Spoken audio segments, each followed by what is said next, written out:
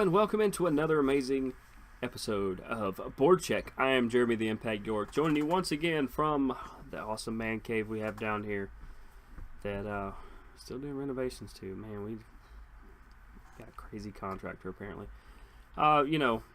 Period number one, we're going to talk about the East with Pittsburgh and Ottawa, how that series is. But before I do that, we'll talk about the West in period number three, and then right there, sandwiched in the middle. There it is. It's the East. Get the East.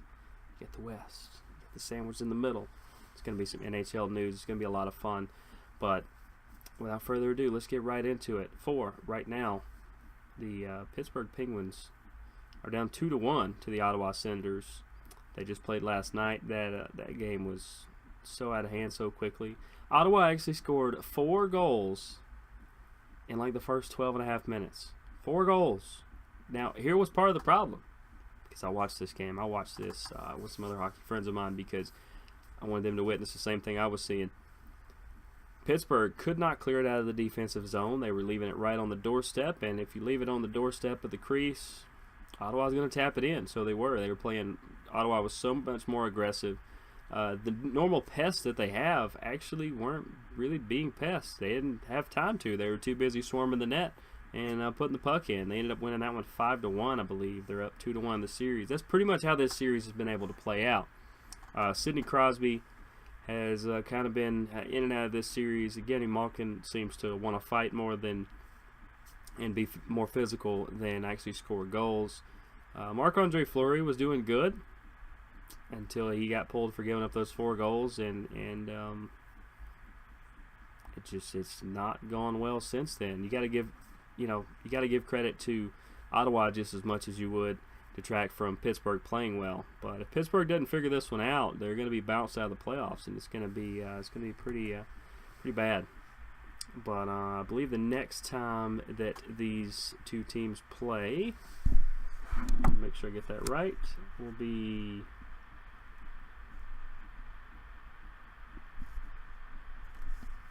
tomorrow. Did I get that right? They will actually play. Yeah, they'll play tomorrow night on NBC SN. Of course, that is a 8 p.m. start on that one, and that is in Ottawa, which is pretty interesting. Pretty interesting there. But that's pretty much the way that they allowed Brassard to get in on the scoring. They allowed some of these other guys to get in on the scoring. I've never seen Pittsburgh play that bad. Probably at least in the Sidney Crosby era. I mean, it surprised me how bad they were actually playing. Like I said, they couldn't clear it out of the defensive zone, and when they did, Ottawa would just drop 3 back and quash any kind of shot they had. The only thing they could do is if they got the 1-on-3, which is 1 Penguin to 2 or 3 Ottawa Senators on a rush, they would just do a slapper right inside the blue line. They couldn't get another shot off, and it's just really crazy how that all ended up. But Marc-Andre Fleury, I believe, will be starting Game 4.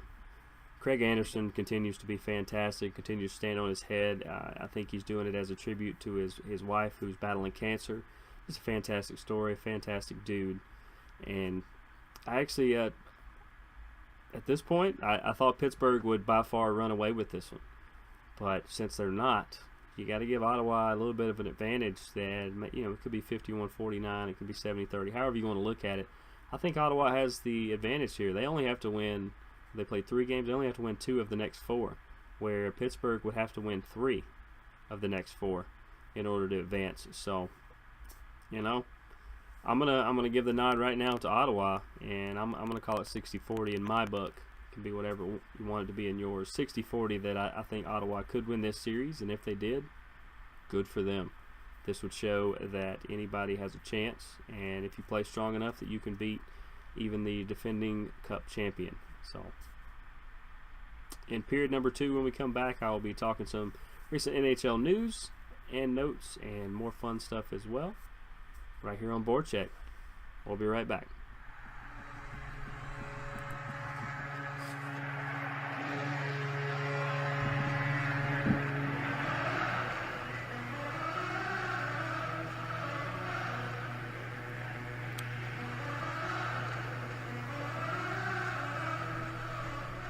And we're back for period number 2. Jeremy the Impact York, thanks once again for joining us. I'm going to talk some NHL news here.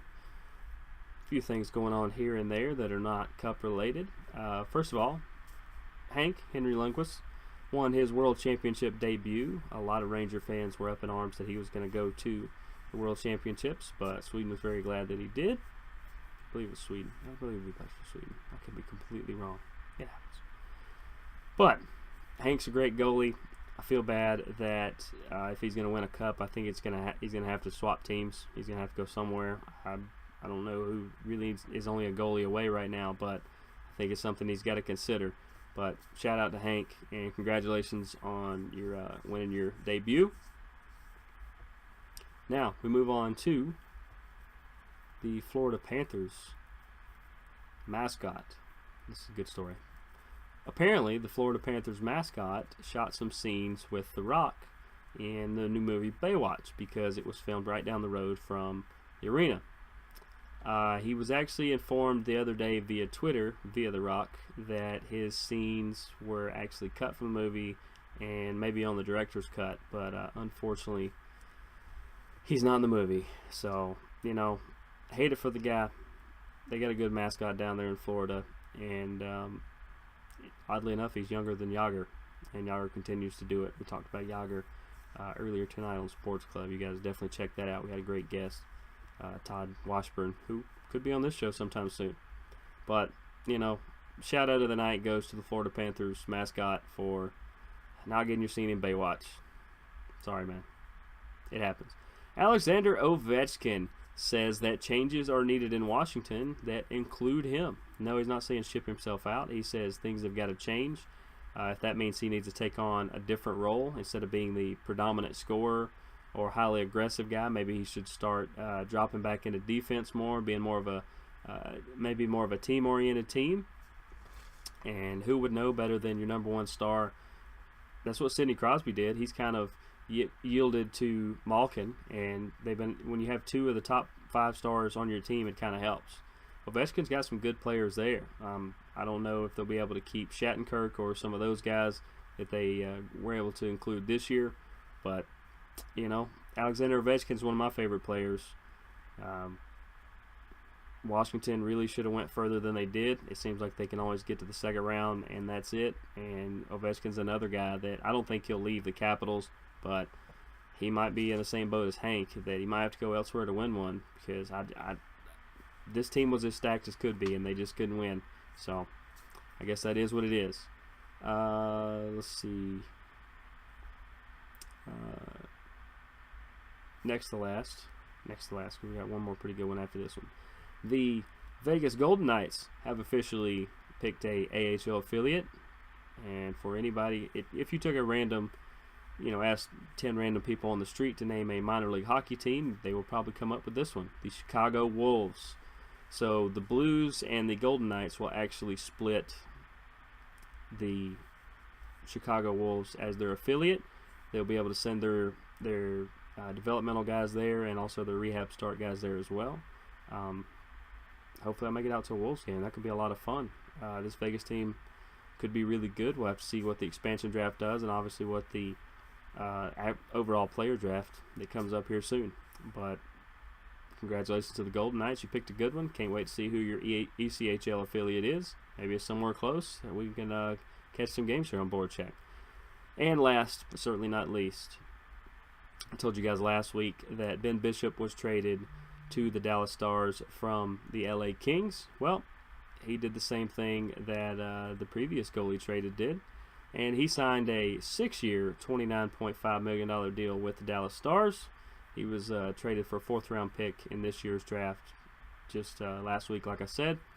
And actually, Ben Bishop is from the Texas area, so this is a place that he wanted to pretty much maybe finish his career or go on a big run. Injury concerns could be interesting as far as this, but if the Stars and Ken Hitchcock needed one thing to bolster their lineup and make them better, it's adding a great quality goaltender. So congratulations to Ben Bishop. Look forward to seeing you play a good many games for the Stars. And that's going to do it for the middle portion, period number 2. When we come back, period number 3, we're going to talk about the Western Conference matchup between the Ducks and Nashville Predators. Oh, I got tongue-tied there. I kept wanting to say the Oilers. The Oilers didn't make it.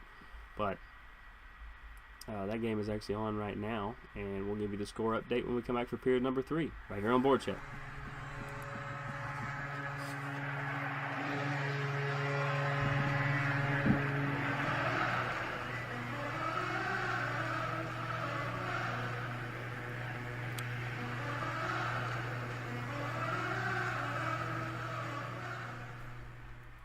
And we are back for period number 3 right here on BoardCheck. Jeremy the Impact York joining you once again from the Impact Media Studios here. And as promised, let's talk about the Western Conference. And of course, that Western Conference is the Anaheim Mighty Ducks and the Nashville Predators, where the Predators actually lead 2-1 in the series, but they currently, about 5 minutes into the second, are down 1-0 to Anaheim. But remember, Nashville is like 6-0, 7-0 at home, so you know, I'm definitely not worried about stuff like that. The way this series has played out, it has been very back and forth, very momentum heavy, as far as it'll swing this way to the Ducks, it'll swing that way to the Predators. It seems like whoever's the hotter goaltender at the moment, Pekka Rinne has just been phenomenal. I saw a shirt the other day. I might just have to get it. It's a really good shirt.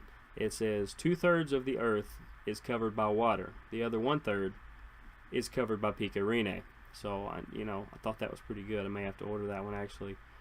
But the Predators, who seem to be the surprise to almost everybody, including myself, I was a little surprised. I really thought they'd make it about 2 rounds, but they have been able to power through.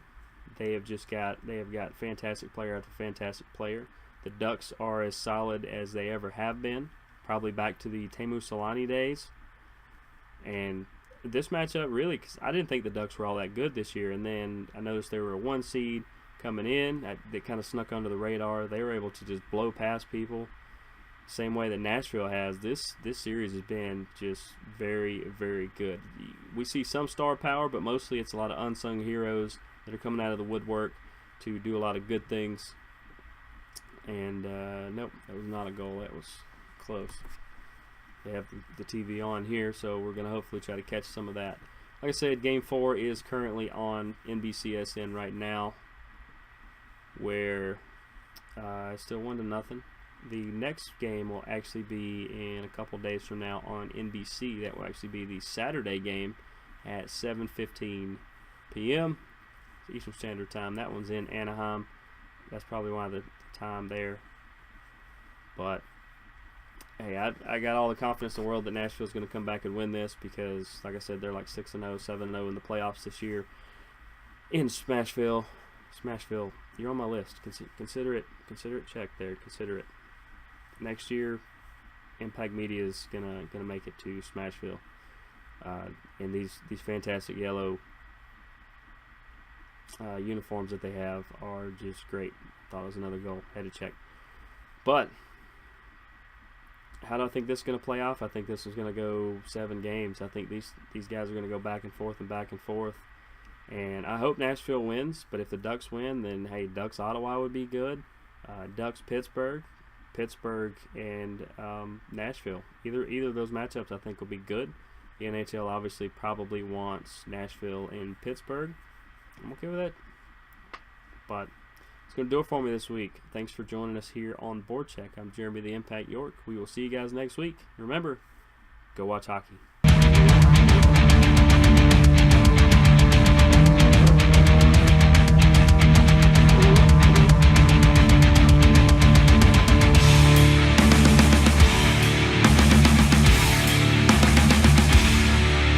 Let's get ready to rumble!